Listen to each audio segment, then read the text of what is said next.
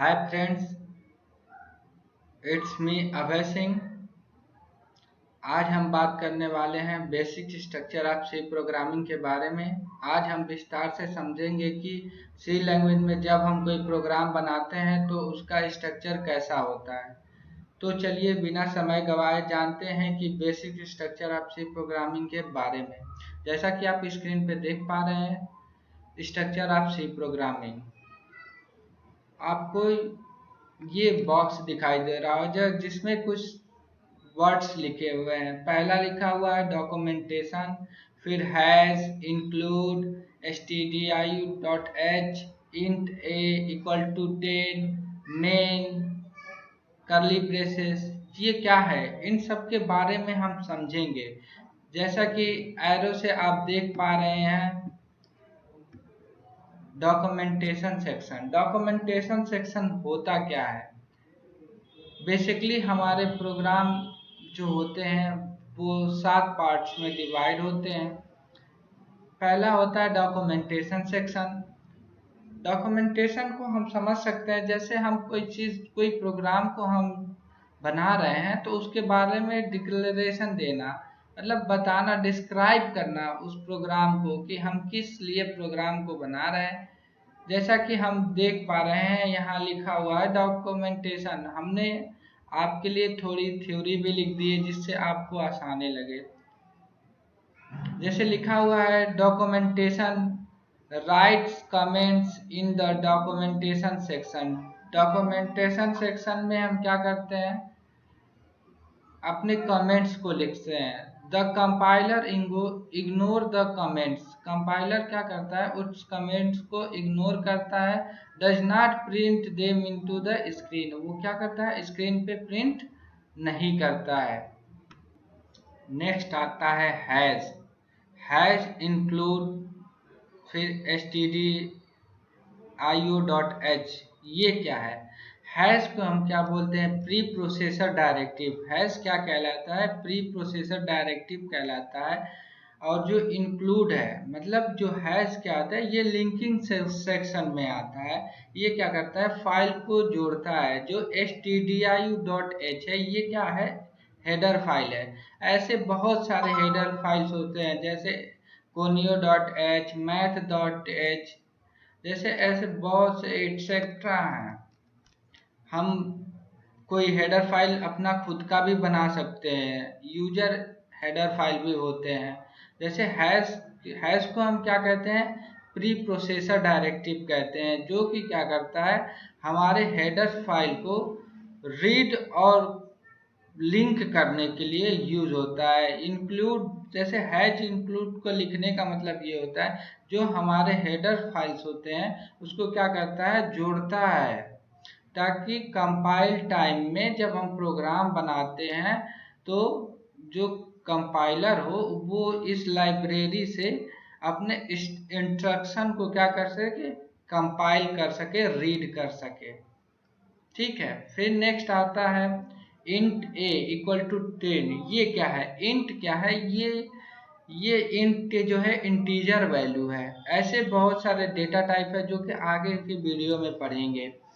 Int ए हमने ए नाम का एक कांस्टेंट वैल्यू लिया है, कांस्टेंट नहीं वेरिएबल कह सकते हैं। ए नाम का एक वेरिएबल लिया है जिसमें हमने 10 को असाइन कर दिया है, जो कि मेन फंक्शन के ऊपर है। मतलब जो फंक्शन के ऊपर रहता है उसे हम क्या कहते हैं, ग्लोबल डिक्लेरेशन।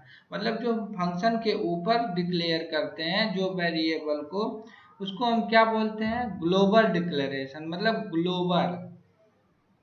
ठीक है, फिर उसके बाद आता है मेन। मेन क्या है, मेन हमारा एक क्या होता है, फंक्शन नेम होता है। जैसे ये प्रोग्रामिंग का स्टार्टिंग फंक्शन होता है। इसके अंदर बहुत सारे फंक्शन हो सकते हैं, लेकिन ये क्या होता है, ये स्टार्टिंग फंक्शन होता है। फिर उसके बाद आता है स्टार्ट ऑफ ए फंक्शन। हम कर्ली ब्रेसेस का जब यूज करते हैं, एक ओपनिंग कर्ली ब्रेसेस होता है, एक क्लोजिंग कर्ली ब्रेसेस होता है। तो जब हम फंक्शन लिखते हैं, फंक्शन के जस्ट नीचे हम क्या करते हैं, स्टार्ट ऑफ फंक्शन करते हैं।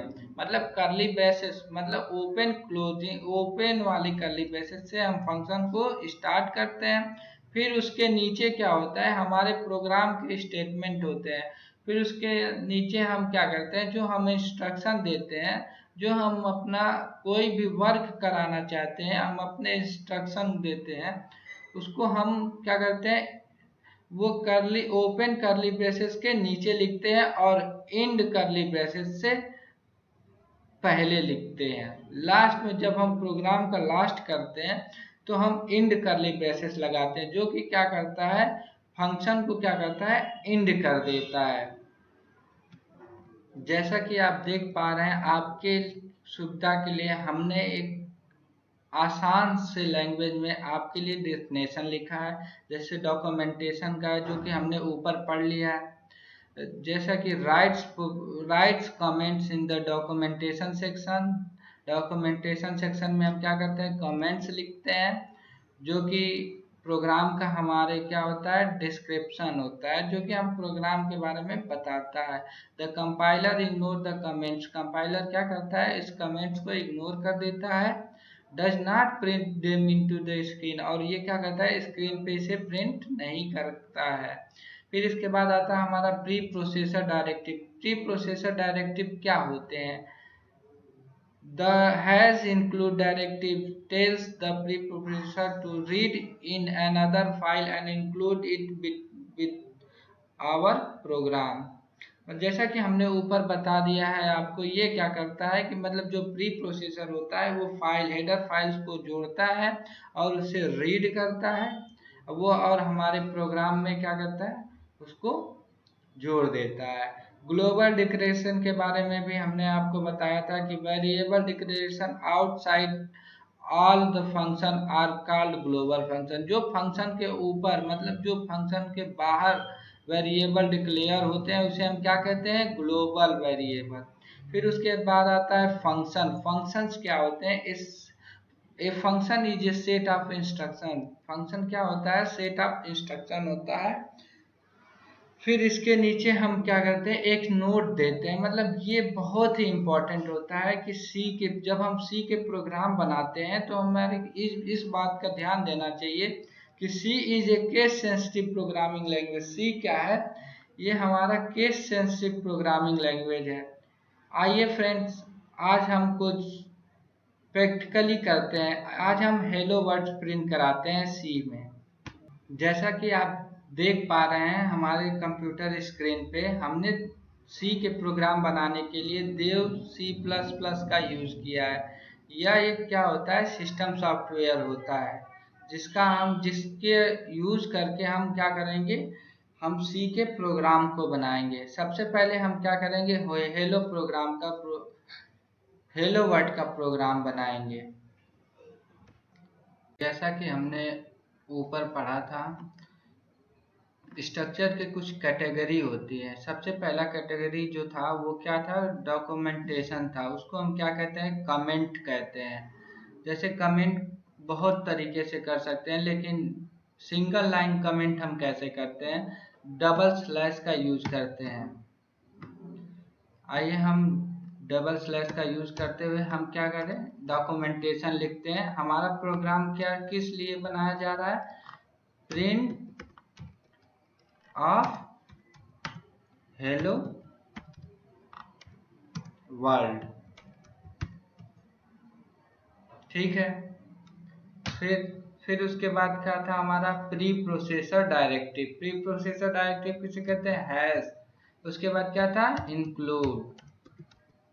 फिर इसके बाद क्या था, एंगुलर ब्रैकेट। एंगुलर ब्रैकेट के अंदर क्या था, stdio.h।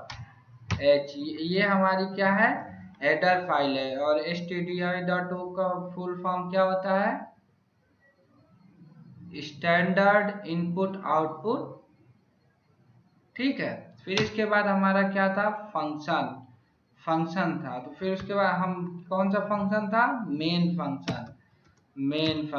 फंक्शन के बाद क्या था, ब्रैकेट था। ठीक है। फिर उसके बाद हमारा आता है opening function and closing function. तो सबसे पहले मेन मेन फंक्शन के बाद जो आता है वो क्या आता है, ओपनिंग फंक्शन। फिर उसके जस्ट नीचे जो आता है वो क्या आता है, क्लोजिंग फंक्शन। इन दोनों के बीच में हमारा क्या रहता है, स्टेटमेंट रहता है। तो हमारा स्टेटमेंट क्या है, हमें हेलो वर्ल्ड प्रिंट कराना है। तो हमें कोई भी चीज प्रिंट कराने के लिए किस फंक्शन का यूज करना पड़ता है, प्रिंटफ फंक्शन का। आगे के वीडियो में हम इस फंक्शंस के बारे में डिटेल में पढ़ेंगे। सबसे पहले हम क्या करेंगे, प्रिंटफ लिखेंगे, प्रिंटफ। इसके ब्रैकेट लगाते हैं, ब्रैकेट के अंदर डबल इन्वर्टेड कामा लगाते हैं। फिर उसके बाद इसमें हम क्या लिखेंगे, hello world, hello WORLD world. फिर इसके बाद हम कोई भी स्टेटमेंट लिखने के बाद ब्रैकेट के बाहर आने के बाद हमें क्या लगाना पड़ता है, सेमीकोलन। फिर इसको हम सेव करते हैं, Ctrl+S दबा के हम क्या करेंगे, सेव करेंगे। फिर हम इस कोई भी नाम दे सकते हैं जैसा आप चाहें। जैसे हमने लिख दिया फर्स्ट, FRIST, फर्स्ट। जैसे कि ऑलरेडी देख रहे हैं कि हमारे फाइल में मतलब फर्स्ट नाम का फोल्डर सेव है, इसीलिए फर्स्ट 1 देते हैं। फिर .cpp, हम सी के फाइल को किस एक्सटेंशन के साथ सेव करते हैं, CPP के साथ, एक्सटेंशन के साथ इसको हमने सेव करा। फिर आइए हम इसको क्या करते हैं, कंपाइल और रन दोनों कराते हैं। तो हम यहाँ पे देख पा रहे हैं हमारा एरो जो है, एक इससे क्या होता है, कंपाइल होता है, फिर इसमें रन होता है। इन दोनों के एक साथ करने के लिए हम इस पे क्लिक करेंगे, तो इस पे हमारा क्या करेगा, प्रोग्राम रन करेगा। देखते हैं, देखिए एक भी एरर नहीं आई। क्या हमारा प्रिंट होगा, देखिए यहाँ पे हमारा क्या हुआ, प्रिंट होके हेलो वर्ल्ड आ गया। Thank you guys, next video में और सारे प्रोग्राम्स देखेंगे।